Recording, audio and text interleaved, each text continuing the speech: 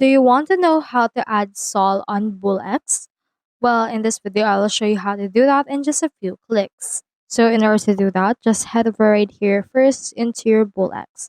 So just click onto this add option right here and change it into Sol. Once you have changed it, you should be able to see it right here. So for this one, just click onto this add fonts option. Now in here, you can see this. You can click onto this wallet address, just click on it right here and copy it.